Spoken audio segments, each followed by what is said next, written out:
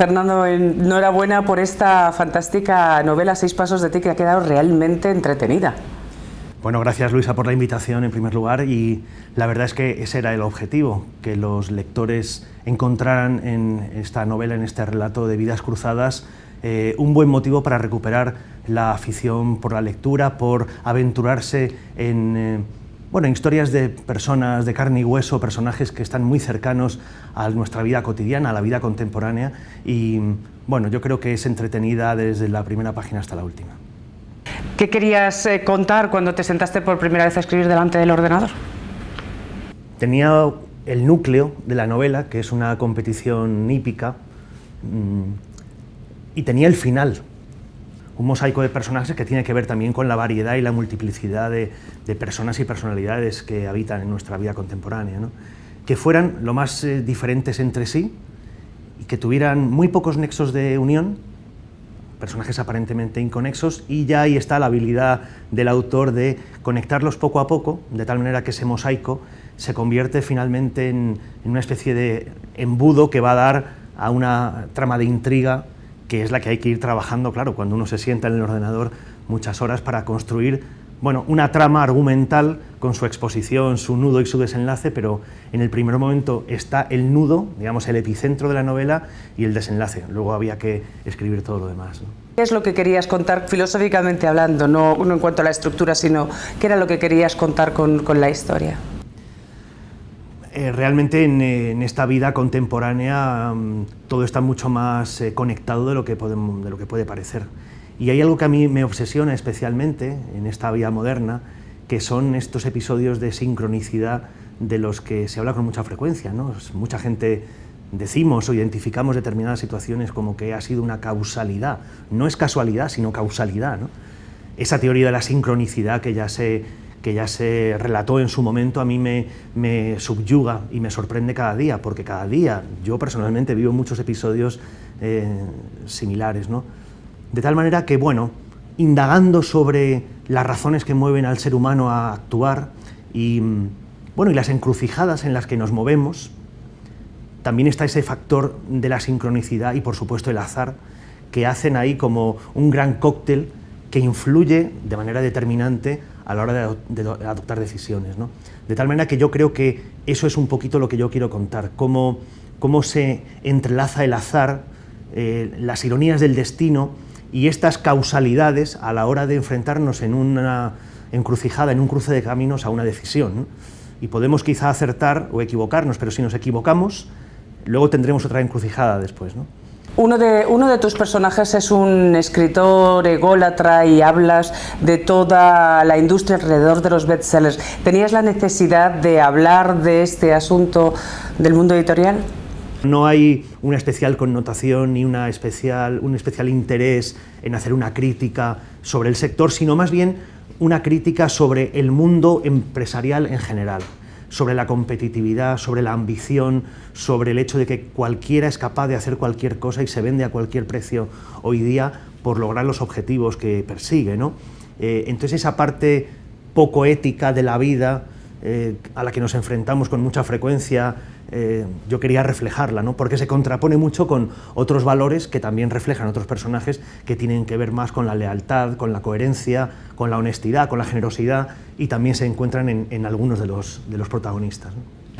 Sí, hablas mucho de la vida laboral, la gente está en unas relaciones bastante complicadas y te da la sensación algunas veces de que la gente se olvida de vivir su propia vida, ¿no?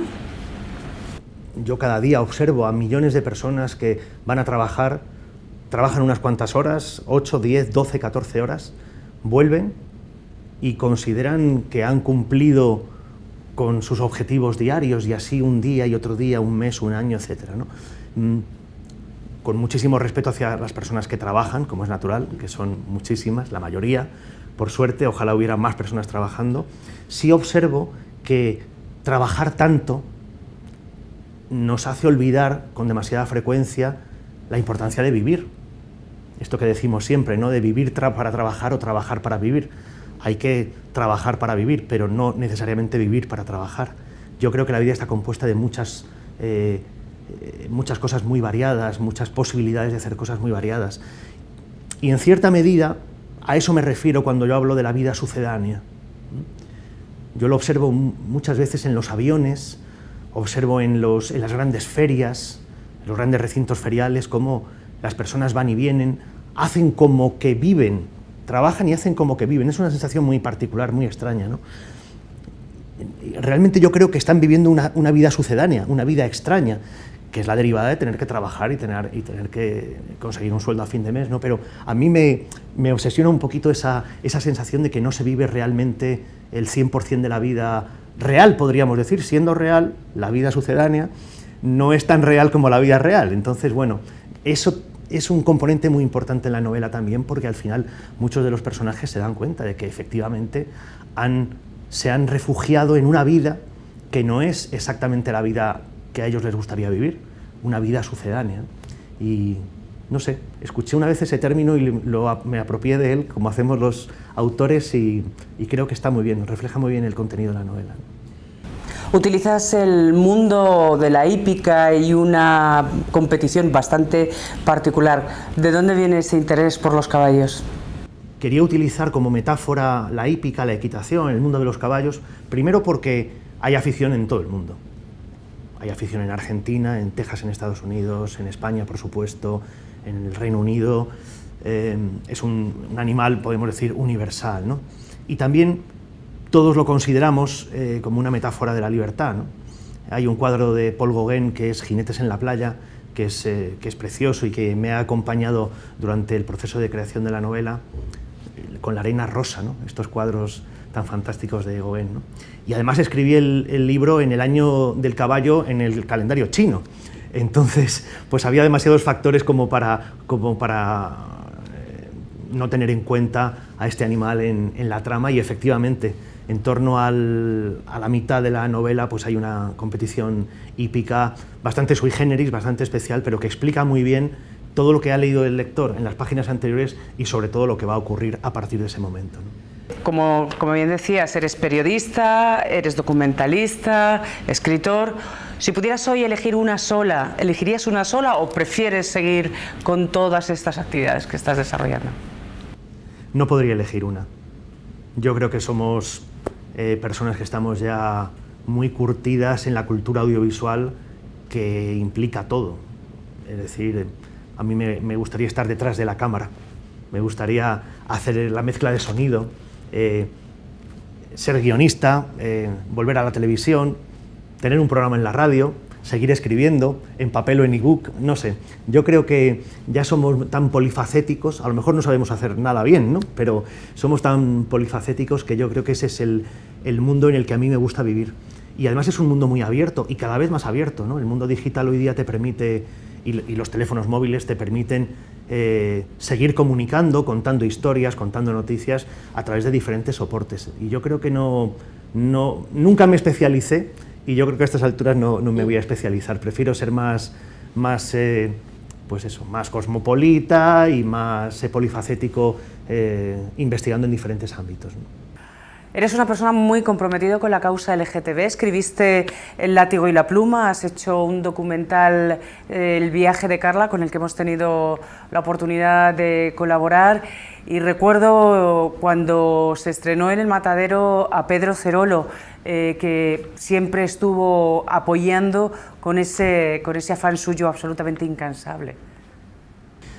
Se nos ha ido un amigo, un compañero de lucha y un referente social para este país y probablemente para América Latina, ¿no?